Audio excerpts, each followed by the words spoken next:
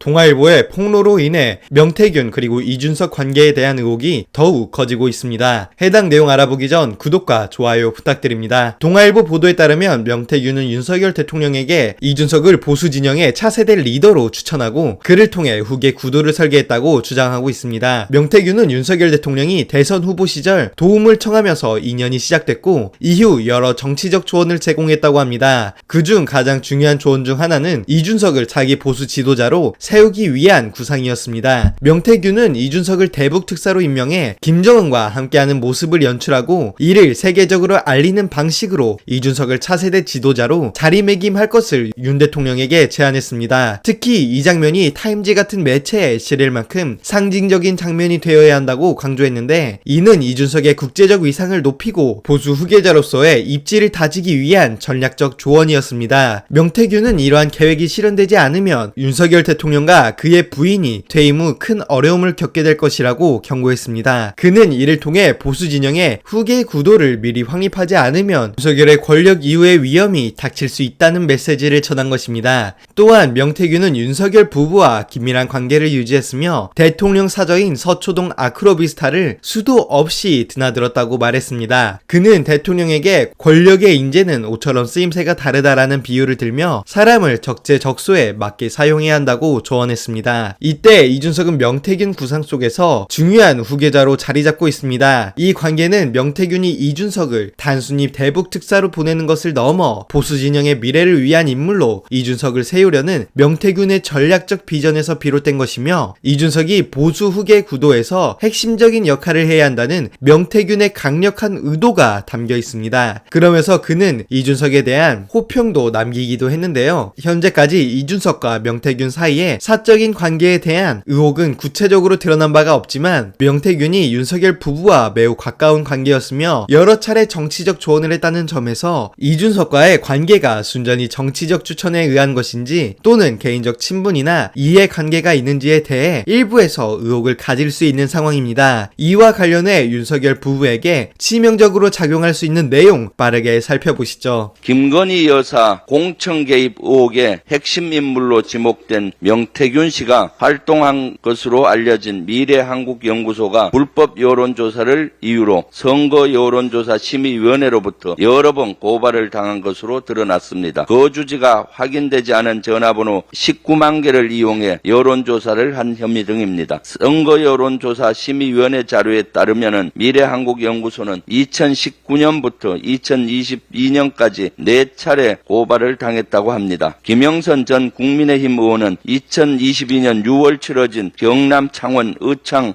보궐선거에서 당선됐습니다. 이 과정에서 명태균 씨가 윤석열 대통령과 김건희 여사를 통해 김영선 전 의원의 공천을 확정했다는 의혹이 제기된 상태입니다. 명 씨와 김 여사가 어떻게 공천에 개입했는지, 여론조사의 대가성은 없었는지 많은 국민이 궁금해하고 있습니다. 이런 가운데 MBC 보도에 따르면 명태균 씨가 지난 대선 당시 윤석열 후보에게 자체 여론조사를 여러 번 보고했습니다. 그러나 국민의힘 회계보고서엔 이 여론조사를 위해 쓰인 선거자금이 없다고 합니다. 공짜로 여론조사를 해준 거라면 정치자금법 위반이란 해석이 나옵니다. 하루가 멀다 하고 윤석열 대통령 부부와 관련한 의혹이 추가되고 있습니다.